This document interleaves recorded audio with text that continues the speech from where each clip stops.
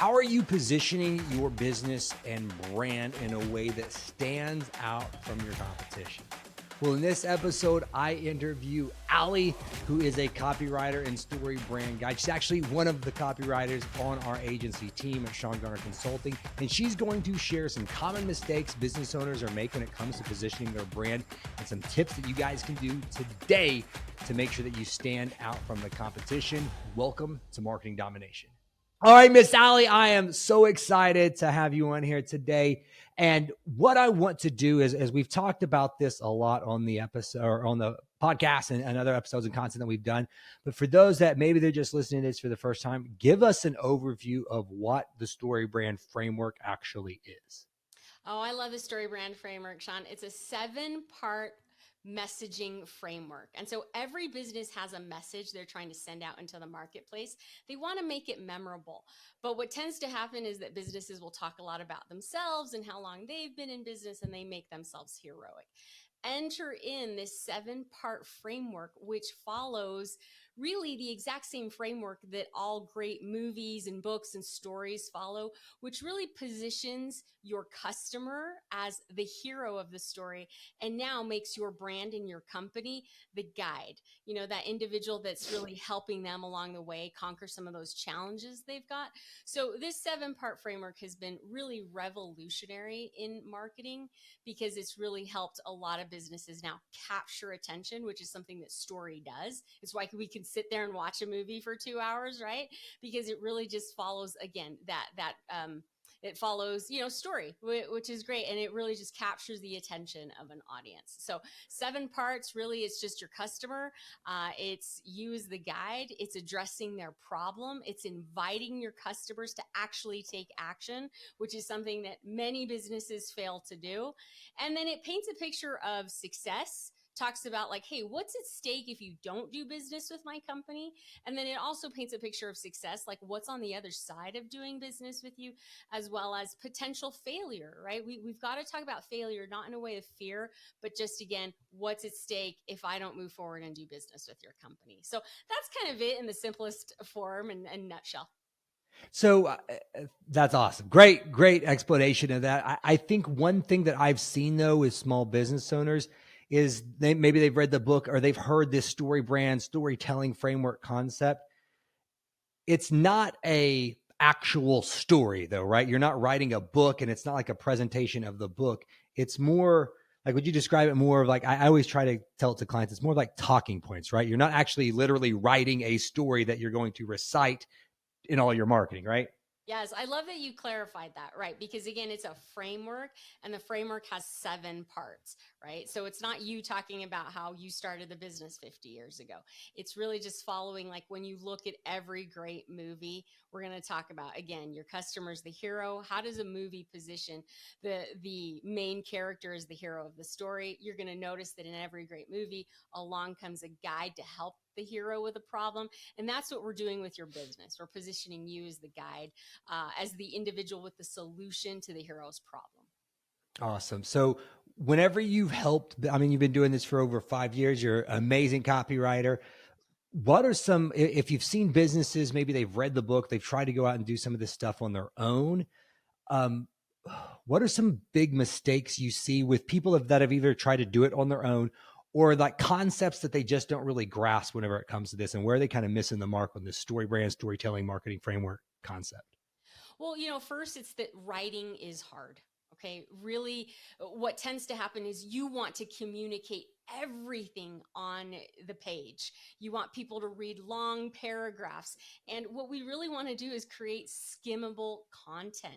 And that's really hard because it's much easier to write a 1,000-word blog where you have time to expand than like 2 sentences. Yeah. So I think some big mistakes are, hey, you're trying to explain way too much. You're asking your audience to just read way too much. And then I think another challenge I have seen is most businesses are way too close to what they do. So they don't understand the actual problem they solve, or they think they kind of do. But when they get to work with us, we dig a little bit deeper. We dive deeper into what's the real problem, because a lot of companies don't understand the problem, or they don't understand how to position themselves as the guide. They just go into kind of heroic mode. This is why we're awesome. This is why we're going to help you. So I think those are some upfront challenges, just being too close to the business and really needing to leverage someone who understands the framework and who also knows how to write. Yeah, that's so good. Like what it's almost like a mirror opposite. Like I've seen so many businesses, they care more about their products than the problem. And then they also care and know more about their actual business and the business history than their actual customers. It's like the StoryBrand framework is the exact mirror opposite of, honestly, the mistakes that we see so many small business owners make with their marketing. And can I add to that, Sean? Yeah. One thing, the most important and overlooked thing that a lot of businesses fail to do is to talk about their customer's problem. They feel that talking about the problem sometimes is leading with fear, and they're like, no, we don't want to sell with fear. That's not kind of our vibe. But you and I have learned, if we don't talk about our customers' problems, and we can't just talk about it once, we think that, well, we've already mentioned the problem once, that's enough. You've got to, it takes people about 7 times to get it. And what you want to do is you want your marketing message to plant a seed in the mind of your ideal customer as, when I have this problem, Sean Garner Consulting solves that problem for me. So getting clear about the problem and continually communicating in a way that isn't fear-based. So don't forget, you have got to talk about the problem, because that's when customers listen. Yes. Yeah. There's no problem. There's no story. And so saying that, with using storytelling marketing with small businesses, let's say they love this framework, they buy into it and everything. One concern that I hear oftentimes from business owners that maybe they are aware of this framework, they've read the Building a StoryBrand book. How can they use the framework and talk about the problem and not really talk about themselves that much, but still make it unique to them, so they don't sound just like, especially like the type of clients that we typically work with are local service-based businesses. Like if every plumber in America, is going through this framework, well, how do they make it unique to them? Because all the problems are the same from the customers. So how can they still tell their story to make it authentic to them, but follow this framework still? I love that question, because it's hard. Most companies fail to see their value differentiator. And you solve a problem, I promise, even though there's 1,000 plumbers or 1,000 real estate agents, okay, you're going to solve your customer's problem in a way that no other competitor does. And that's where, when we spend time together, we really dig deep into what we call your guideness, because you are the guide, right? So the guide has to have 2 things. They've got to have empathy, right? They've got to understand their clients' pain points. And every business is going to have that empathy in a very unique way. Maybe they've experienced, maybe they haven't. Like, it's very unique. And then the authority comes in such a different way. Let's say you've got 2 real estate agents, right? One might have been in business 10 years, the other one might have been for 20 years, but they're going to solve the housing problem in a very different way. The problem is that you, as the business owner, you're so close, you think that every competitor solves the problem the same way you do. Oh, well, every real estate agent pays for high-end photography. No, that's not true. Every plumber offers a 20-point checklist before working on your plumbing system. No, that's not true. So you've got to spend a little bit of time really understanding, what do I do that's so unique? And really just talk about it. Because even if your competitors maybe do some of those things, I bet you anything, they're not talking about it. And that's what your customers need to know. Yes, I love that, because that's the thing is, they even if they are doing it or aren't doing it, most people aren't talking about it, because that's what I see so many people struggle with realizing is, they're like, well, I've been doing this for 20, 30, whatever years. I'm an expert. Well, if that's not out there, especially in today's digital world, if it's not on your website, if it's not in your marketing materials and cloud, customers don't know that. They don't know your experience. They don't know what makes you different. So that's why it's so important to, working with somebody like you in the StoryBrand framework to get what's in your head and that experience that's out there on paper. Absolutely. So thinking about taking this StoryBrand messaging and everything, how can businesses better align and take this concept, take these 7 parts of the story brand framework and put it into their website so they can better align their messaging with their customers? How do you break it down? Give us some practical things. Like, okay, let's say I've got these 7 different things. Do I just like list a 7 bullet point framework on my website? Like, how do you kind of start breaking that into like parts of a website? Well, this is where you're going to have to lean into a digital marketing expert who understands how to, what we call wireframe a website. And Yeah. basically, what that is simply how does a user actually engage on your website, right? There's a way that they actually engage on that site, and you need to know how they do it. For example, we know that most often they read a website left to right, kind of in a Yep. Z pattern, right? So we need to understand that right at the top of your website, that's kind of your hero section is what we call it. You've got to paint this beautiful aspirational section that tells me exactly what am I going to get because I worked with you? How do I get what you offer? And what is it that you do? And what you'll notice with most websites, it's very vague language. There is no call to action. So the way that you can put the framework really together on your website is to go through what we call, a messaging workshop, and that's something that you have done very well with the businesses that you work with. And we just take you through that. We know the questions to ask, and then we really know how to design your website in a way that's already optimized for conversion so that you don't have to guess, right? But most importantly, I would just make sure go look at your website right now and just look at the very top section and ask yourself, is it clear what I offer, what problem I solve, and how to work with me, right? Is there a like buy now, book a call now? And then what does life look like for me as your customer because I decided to do business with you? So those are a Yeah. few So steps. good. So good. So going down it a little bit deeper there with it, how can we kind of give some practical tips for some small local business owners to how you go about creating a brand position for a brand? So we talked about you got to have those unique identifiers that do make you stand out.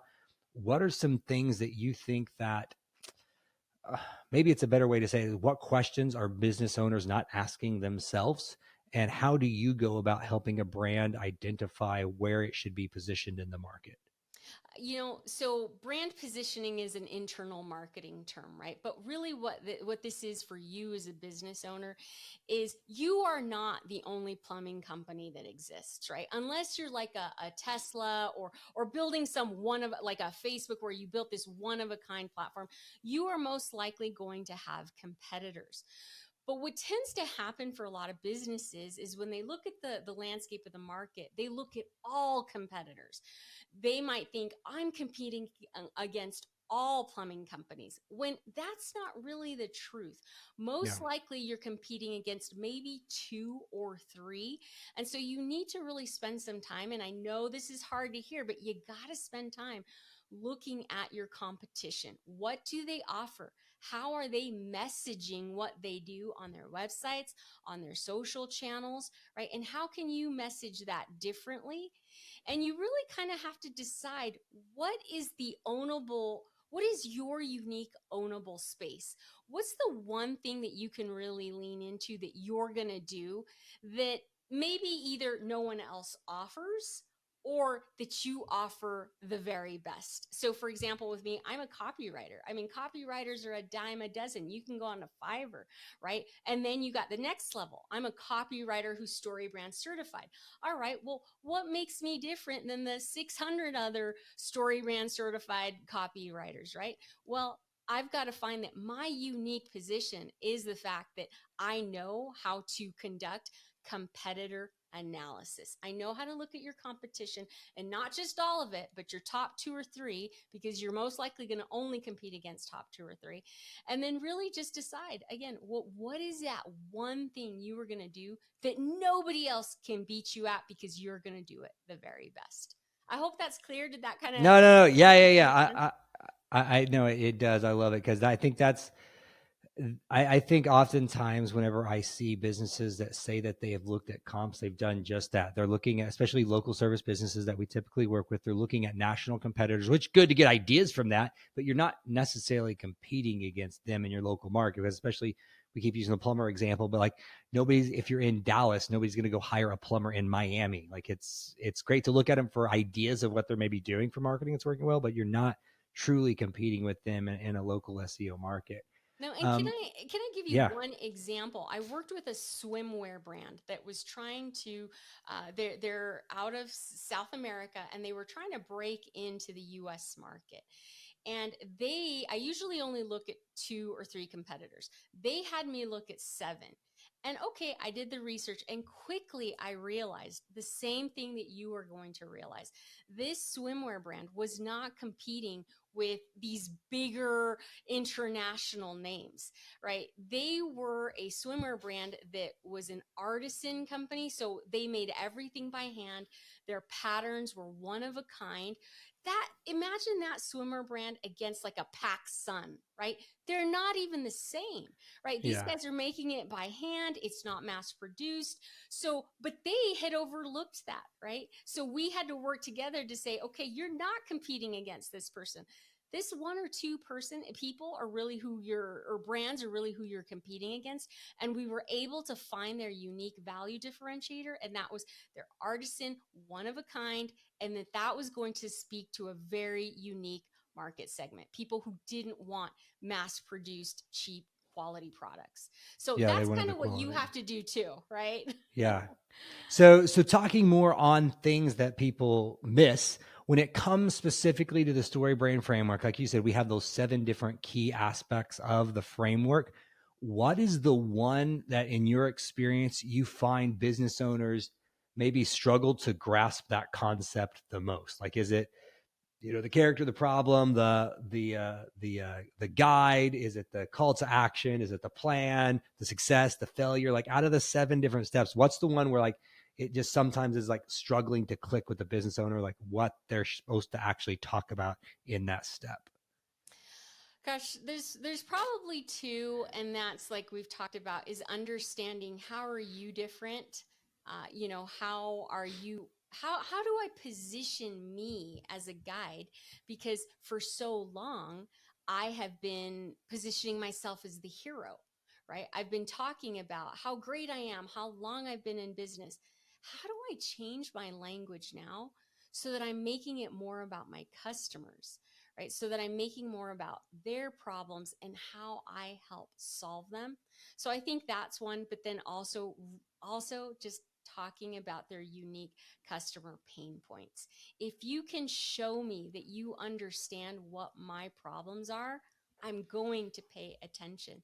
And I think that is such a missed opportunity to overlook the pain points of your customers and not speak into them over and over and over again, because again, that's when people are going to go, oh my goodness, this brand gets me, and this is why I'm going to choose them over the 2 or 3 or maybe even hundreds of other competitors. Yeah. Yeah, that's good. Now, on the flip side of that, what is an aspect of the brand script that you have seen almost is the biggest needle mover for a business? Like when they do get it right, or that they're able to start implementing it in their messaging, in their marketing, where like they even quickly like, oh wow, like things are just buzzing now. 2 things. First, a very clear call to action. Yeah, yeah, I yeah. cannot tell you how many, and a call to action is you inviting your customers to actually take action. So vague language like learn more, read about our history. Like you want to have something that's very clear, like buy now, book a call, schedule a private training session. Okay, that is going to move the needle because it's telling people what to do. But the second one that will move the needle the most too will be if you can paint a picture of what I want aspirationally. And I'll give you a quick example. If you all remember Tony Horton from Beachbody many, many years ago, right? He could have sold us on his DVDs of being made from high polycarbonate urethane, whatever, right? He wasn't selling us the CDs. What was he selling us? He was selling me a beach body. He knew that's what I wanted. And that's going to feed to a little bit of my ego, to also my internal desire, right? And so he said, Allie, I know you want a beach body, but you're busy. You don't have a lot of space. So, hey, here's my program. Buy it. And that's, if you can do the same thing for your customers, talk about what they want most, and then position yourself as the person who can give it to them, that you've got them hooked. Yeah, I whenever I'm doing like consulting calls or sales calls with prospective clients, I tell them, I was like, listen, whether you hire me or not, at least change this one thing on your website, because 99% of small business owners, they have that learn more call to action button on their website. I was like, no, your mom doesn't even want to learn more. Like, nobody wants to learn more. They want to buy the thing. If they spent this time going to your website, you're running paid ads or something, don't waste the click and have them learn more. Like, tell them exactly what to do. So yeah, I love that you say that same thing. So with the rise of things like AI, ChatGPT, and all of these AI content tools and stuff that are out there, how can businesses, one, not ignore that and leverage that opportunity, but still at the same time, what are some things that we can give them to help them understand what good is? Because I'll tell you, like, we use AI in the agency every single day, but just because it generates it doesn't mean it's factual, doesn't mean that it's awesome copy. So what actually is kind of, I guess, a overview of what's good copy look like, and how can small business owners still leverage tools like AI, but not make it just be like a copy paste right out of AI and know what good copy looks like? Yes, please do not copy and paste. I think you and I both agree. Use AI as for ideation. Have it give you some ideas. And even if it sends you back a prompt, right, or it sends you back a really great paragraph, I want you to read this out loud.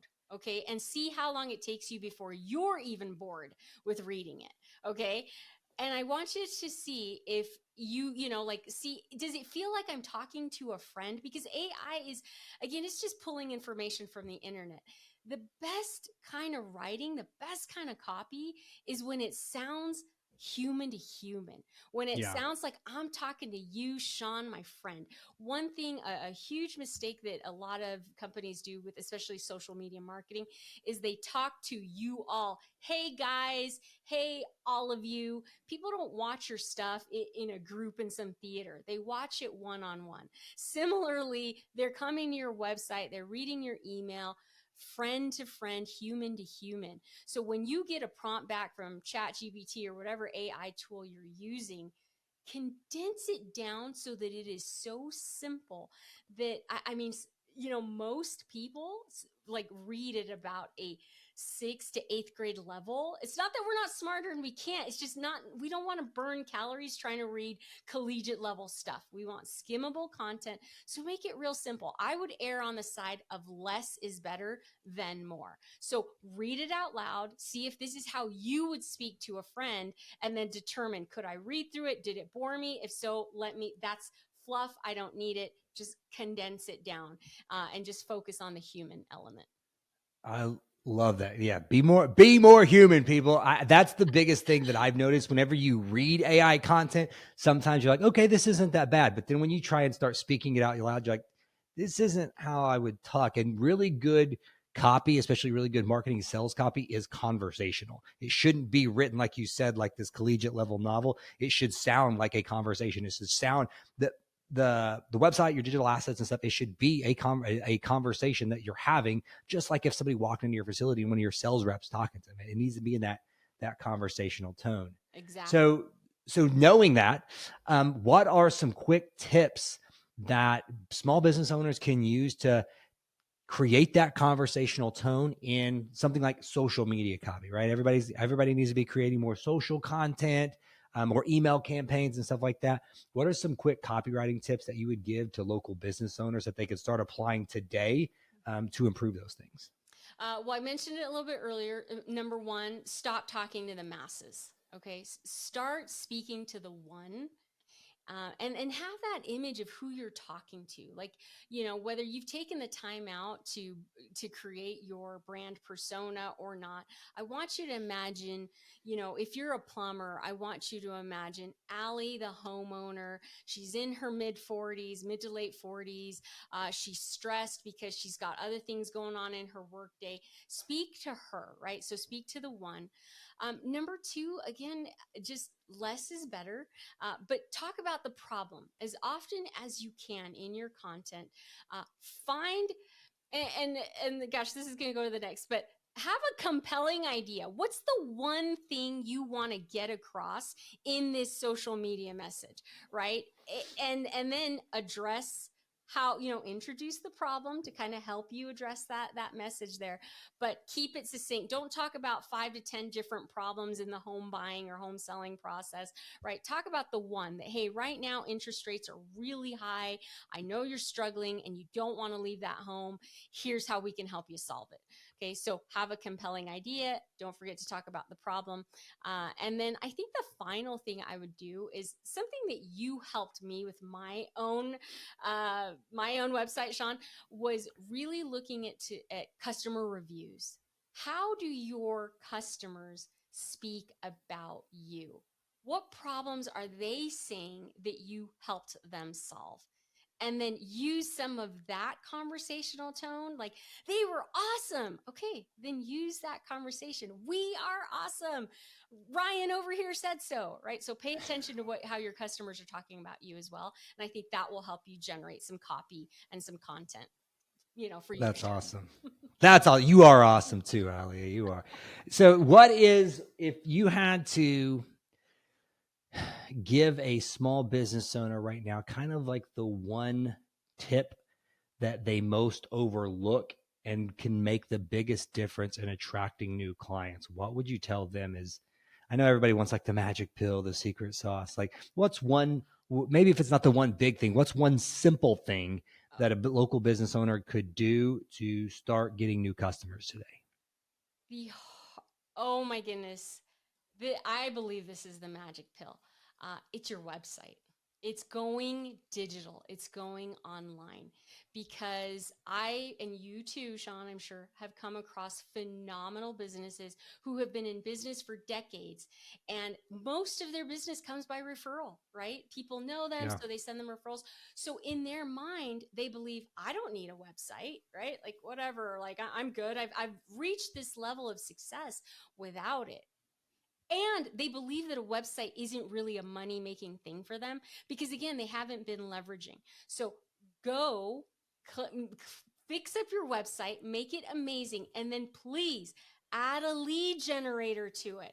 Okay, what a lead generator is you giving your customers something for free in exchange for their email address, because that way, if they don't take action on your website, guess what? You've got their email. You now have permission to put them into what we call in marketing a funnel, a sales funnel. It gives you the opportunity to follow up with them consistently, to continue to drive value until they are finally ready to buy now. If you do those two things, go clarify your message on your website, go add clear call to actions on your website, and put a lead generator in place, it will change. Because what's happening in the digital world is, what do people do when they need a plumber? They're going to go to Google, they're going to go to search, right? And then hopefully you and your business have created some great content that is answering their questions. So they go to your website, they either take that call to action, book a call or whatever, or they download your lead generator, and now they're in your funnel, and boom, you've got an email list. If I could go back over and start my business again, I was doing all the fancy, expensive stuff. Email list. Build an email list and communicate with them. Yes, love it, because there's Amy Porterfield. She's very successful in the online space. She has a quote. She always says, "Don't build your business on rented land," and rented land being like social media. Because I know so many people. I've worked with lots of big name influencers. They're like, I don't need a website. I don't need to do email marketing. I've got all this social media following. Well, then those occasional times where like the algorithm changes, or like you'll see, like it's happened several times over the past couple of years, like Instagram will be down for the day and everybody's freaking out. Like, I'm not freaking out. I got a big email list. I can just send everybody an email. Like, you're not dependent on that. So you don't want to build your business on somebody else's land. So I love that. Yeah, I can't. But Sorry, just that last thing. no, I can't tell you how many times when you have a list, if you can continue to drive value, how many times people on my list a year later, because I've been emailing them once a week, go, Allie, I'm ready. I finally need your services. You might think, oh, nobody's reading my emails. I promise you, they're reading them. So don't yeah. overlook the email list. So to add on to that, I have worked in lots of different industries, lots of different types of businesses. I've worked with people that have millions of followers on various social media platforms, from YouTube, from Instagram, Facebook, TikTok, all the things. The businesses that I see that actually make the most revenue are the ones with the biggest email list. If somebody wants to, especially like if you're talking about like personal brands, solopreneurs, small teams and stuff, I don't care how big people's social media following is. And I tell them all the time, like sometimes they're like happy and proud of that. I'm like, how big is your email list? Like if you have 1 million followers on Instagram, but you've got, 500 people in your email list, you're doing something wrong. Well, Because I've never seen it be the opposite. And I bet you in your work with small businesses, especially those who are local, I bet you probably 90% of them don't even have an email list. They don't have, like, they've worked with their customers and they've never thought, let me collect their emails, or maybe they have them collecting dust and they've never thought, let me send them an email about a promo. Let me send them an email about maintenance. Let me send them, like, they just forget. And in that email list is money. Yeah, that's awesome. Okay, Miss Sally, so kind of final thoughts here. We've got small business owners here checking this thing out. Any final thoughts, words of wisdom, encouragement, anything like that you would say to them when it comes to, like, owning a business is stressful. Managing your business, it can be difficult. What's some kind of maybe final last words that you would say to kind of get them to keep on trucking, and or like so just some helpful tips for them? I think the thing that I would plead with business owners the most is, please don't try to do marketing on your own. Okay, you are a professional in whatever it is that you do. If you're a cupcake company, if you're a plumber, if you're a CPA, you are a professional at that thing. And there's a reason you tell your customers not to do it themselves, right? Don't do your own taxes, right? Work with me as a CPA. Please do not do your own marketing, not because you're not intelligent, not because you haven't read all the books and you couldn't do it a great job. It's just, we spend time, we are dedicated marketing professionals that spend 24/7, 365 understanding a very continually moving target. And I get it. It feels scary because marketing is not cheap, right? And so you want like instant sales. And so you're like, well, I'm going to give this company a couple $1,000s. When can I expect that return on investment? You just have to trust that it is going to work, that marketing professionals like you and I are going to guide you on the things that are going to grow your business, because we know we've seen other businesses grow because of it. So even if you don't have thousands and thousands, dedicate what you can to a marketing budget. And it might be as simple as, hey, right now I only have enough for email marketing. Maybe right now I only have enough to get my website looking nice so that I can start pumping it out on Google My Business. So I would say, please don't do your own marketing. Hire professionals, because the results, I promise you, you will never a year later be sad that you invested in professionalizing your marketing. Yeah, well, that's selfishly, I think that's the best answer to say right there. Well, Miss Allie, I just want to thank you, and I want to honor you. You are such a blessing and an asset to have with us. Like we love having you be a part of our team and just add value to the clients that we work with. We're super thankful for you, and thank you so much for taking time out of your day to share some of the wisdom with some of the people that are checking this thing out. And just, yeah, thanks so much for all you do for us. Oh, thanks for having me, Sean. You're the best. Hopefully you guys took some value from that episode, and you now have some actionable steps of things that you can do today to start positioning your brand so you stand out from the competition. But there's so much more. What we want to do is we want to help you guys know the next steps you need to take in your marketing. So if you go to seangarner.co/marketing report, you're going to be able to take a quick assessment that's going to show you all the different potential blind spots there are in your marketing. And then it gives you a customized blueprint of what you need to do next to make sure you're standing out online. So go to seangarner.co/marketing report. get your free copy today. Hope you enjoyed the episode. Catch you guys on the next one and have an awesome day.